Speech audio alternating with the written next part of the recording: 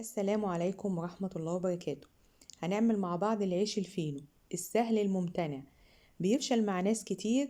إن شاء الله هنعمله بطريقة اقتصادية وموفرة جدا. هنعمله بالمية والدقيق والخميرة والسكر، هي دي كل مكونات العيش الفينو. هيطلع معاكي أنجح عيش فينو إن شاء الله، خفيف جدا وهش جدا وطريقته سهلة خالص إن شاء الله، مش هتاخد وقت معاكي كمان. يلا بينا نشوف عملناه ازاي. العيش الفينو الجميل ده خفيف جدا زي ما قلتلك ما شاء الله، وطري جدا وبيفضل طري معاكي الوقت طويل. يلا نشوف عملناه ازاي وايه مكوناته، بس ما تنسوش اللايك لو عجبكم الفيديو. يلا بينا نشوف هنعمله ازاي. اول حاجة معانا الخميرة العادية. انا بجيب خميرة عادية قالب وبقطعه في اكياس على قد كده كل مرة، وبحطها في الفريزر، وقبل ما اشتغل بيها بطلعها قبل ما اشتغل بيها بربع ساعة. وبعد ما فكت معايا حطيتها على ربع كوباية مية دافية وقلبتها مع معلقة سكر. معايا بقى في البولة اللي انا هشتغل فيها جبت كوباية ونص مية دافية، وحطيت عليها نص كوباية سكر، وحطيت عليها الخميرة بتاعتي بعد ما دوبتها كويس مع شوية السكر الصغيرين اللي هي المعلقة. وهحط ربع كوباية زيت وهقلب كويس، ودي كمان معلقة خل كبيرة. وخلاص كده ما عادش غير الدقيق. هنحط بقى على الدقيق معلقة بودر ورشة ملح، وهنقلبهم بقى مع بعض كويس، وهنضيفهم مرة واحدة على الخميرة والمية الدافية اللي احنا عملناهم. خلاص كده هي دي كل مكونات العيش الفينو بتاعنا. لا زبدة بقى ولا بيض ولا أي حاجة، وهيطلع طعمه في منتهى الجمال. هنقلب بقى الكلام ده كله مع بعضه كده زي ما انتوا شايفين. أهم حاجة بقى في العيش الفينو العجين كويس، يعني تعجني فيه مدة كويسة كده على قد ما تقدري عشان يكون عرق ويطلع هش وجميل كده إن شاء الله. هيعجبك جدا، بس اعمليه بالطريقة اللي هعمله بيها إن شاء الله. هنعجن كده في البولة كويس لحد ما الدقيق كله يتشرب المية، وبعدين هناخد العجينة بقى بره ونشتغل فيها شوية عجن بقى محترمين. خلاص كده العجينة لمت كل الدقيق اللي في البولة. أهم حاجة في العيش الفينو العجين الكويس والتسوية، وهنشوف بقى هنسويه مع بعض ازاي. العجينة طبعا بتكون بتلزق كده، وعلى فكرة أنا لقيتها محتاجة شوية مية. بعد كده ضفت عليها يعني ما يجيش معلقتين مية كده.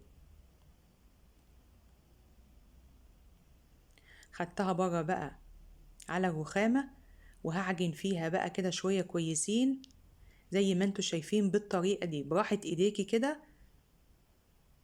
رايح جاي في العجينة بايديكي الاتنين، بتثبتيها بايد وبتعملي بالايد التانية. اهم حاجة تكون العجينة عرق معايا عشان العيش الفينو يعلى في الفرن ويبقى طري جدا. زي ما قلتلكوا كده هضيف معلقتين مية، لان طبعا لقيت العجينة ماسكة معايا شوية. معلقتين دافيين كده بس كده. هلم بقى العجينة كده تاني، وهديها بقى شوية كمان كده عجين بإيديا. كل ما بتعجني فيها شوية كل ما بتلاقي العجينة ملمسها بقى ناعم ولونها بيبقى فاتح أكتر وأكتر. زي ما انتوا شايفين كده باخد العجينة رايح جاي زي ما انت بصوا بقى كده بعد ما عجنت فيها شوية العرق بتاعها. شايفين العجينة بتشد ازاي وبتلزق كده معايا. انا عاوزة التلزيقة دي اهي زي ما انتوا شايفين كده. بصوا العجينة عاملة ازاي بتمط ازاي. دي كده على انها ان شاء الله عجينة ناجحة.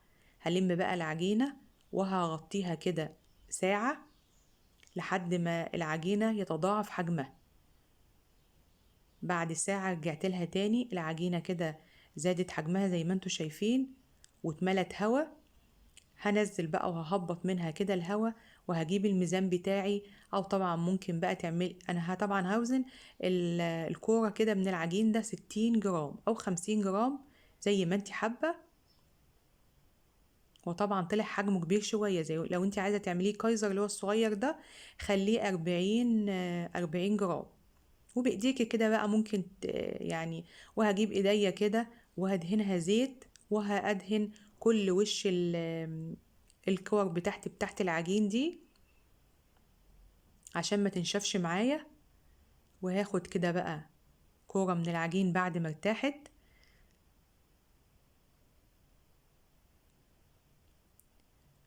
وهلفها كده زي ما انتوا شايفين قدامكم بالطريقة دي، وهقفل كويس اطرف العجين. وعلى فكرة ممكن تاخدي العجينة تعمليها على طول شكل العيش الفينو. انا جربت الطريقة دي والطريقة دي بصراحة ما لقيتش فرق خالص في النتيجة. يعني طلع العيش الفينو نفس الحجم ونفس الارتفاع وكل حاجة، يعني ممكن تعمليها على طول اهي زي ما انت شايفين كده. بناخد بس بندخل الاطرف كده بتاعتها عشان ميبقاش العجين العيش الفينو له بوس كده من الاطرف. اهي واحدة كمان هنعمل مع بعض، كمان واحدة زي كده بالظبط كده زي ما انتوا شايفين. هلفها كده وهقفل كويس بس من الجناب. ولما اجي احط في الصينية هحط بقى الطرف اللي انا لففته كويس ده ومسكته كويس هخليه تحت، وبعمل بايدي كده من الجنب ده ومن الجنب ده عشان يطلع متساوي. اهو حطيته بقى في الصينيه بعد ما دهنتها زيت، وانا طبعا مولعه الفرن. دلوقتي هوريكم بقى خطوه جميله قوي هنعملها مع بعض. دي تكه حلوه بقى في العيش الفينو. هجيب صينيه واحط فيها شويه ميه مغليه، وهحط كل الصواني في الفرن بتاعه العيش الفينو وهقفل عليهم نص ساعه. وبعدين هطلع بقى الصينيه اللي فيها الميه السخنه وهشغل الفرن على اعلى درجه حراره. اول ما ياخد لون من تحت مش هدهنه اي حاجه. هو الخطوة اللي احنا عملناها بتاعت الصينية فيها مية دي هتخلي وش العيش الفينو ياخد لون جميل ويطلع طري كده، ولونه في منتهى الجمال زي ما انتوا شايفين. مش هدهنه اي حاجة. بصوا كده ما شاء الله من تحت ومن فوق واخد لون جميل جدا. جربي الطريقة بتاعت المية المغلية اللي بتحط في الفرن دي، بتخلي العيش البخار بتاع المية بيخلي وش العيش كله بيبقى طري وبياخد لون حلو اكنك كده رشاه ببخاخة مية. وكمان بيساعد على التخمير بتاع العيش الفينو، بيخليه يعلى كمان معاكي في الفرن. ما شاء الله زي ما احنا شايفين احلى عيش فينو جميل جدا اقتصادي وسهل وهيوفر علينا كتير. ان شاء الله تجربي الطريقة ومستنية رأيك، ومع الف سلامة.